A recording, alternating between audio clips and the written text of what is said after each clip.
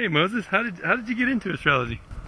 Well, Mom, who's just around the corner over here, she got me started, and she had me reading Liz Green's kids' books on astrology when I was in probably first grade, doing science fair projects on the solar system, and then it kind of went dormant for a while, and I wasn't into it. I thought she was crazy when I was in high school. She was still into astrology, and then she told me some stuff about my chart one night, and I said, "How do you know that? What is this?" So I was able to read her books, Isabel Hickey and Stephen Arroyo and Liz Green and Dane Rudier, and read off charts of all my friends and family, and I found out, wow, this stuff is pretty darn amazing. How did that happen? And then I was off. I couldn't put it down after that. So in first grade, were you doing people's charts? Practically, yeah. I actually found this book when I was about 25 in my basement, and it was Looking at Astrology by Liz Green.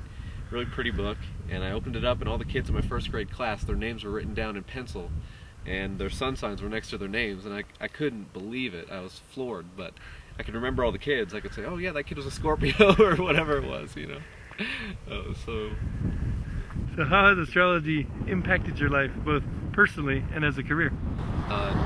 More than I could even possibly start to tell you. It's part of how I understand how the universe works, and it tells me how I work and how my friends work and how my relationships work with them, and a lot of what's going to happen in my life, what's going to happen when I go to different places, what's going to happen, as I go through these different seasons in my soul, and just it's such a great insight.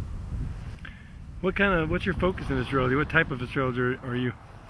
Well, I started with Western astrology, and I picked up Vedic astrology. I like both systems a lot.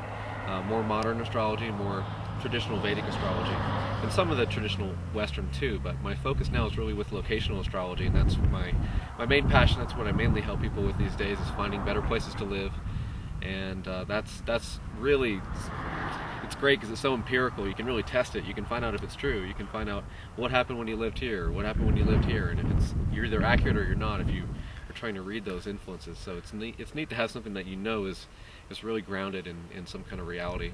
Could you talk about the basic principle or idea of what astrocartography is, and to someone who knows nothing? Sure. I mean, there's a lot of different ways to do it, but the main principle is, one of the basic concepts is, was there a planet rising or setting in any given place on the Earth when you were born? When you came on the Earth, maybe the sun was rising in Tokyo. Maybe Jupiter was culminating, reaching its highest point, as it travels across the ecliptic.